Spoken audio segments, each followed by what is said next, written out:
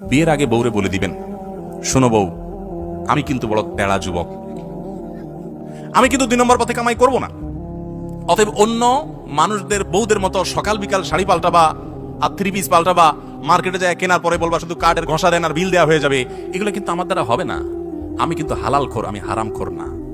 বলা যাবে না ইনশাল্লাহ? হবু বউরে বলে দিতে পারবেন না? বেশিরভাগ ক্ষেত্রে দেখবেন ওই মেয়ে বলবে, আব্বু না, সমস্যা আছে ছেলের, কারণ তার দরকার কি?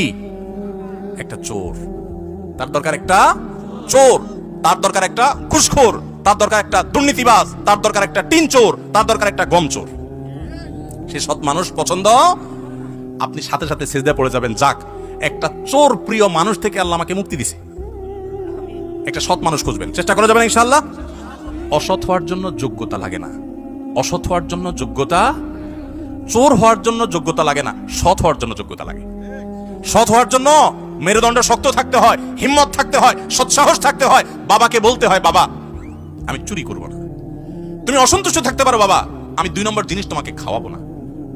আমাকে অন্যদের উদাহরণ দিবা না, আমাকে সৎ মানুষের উদাহরণ দাও।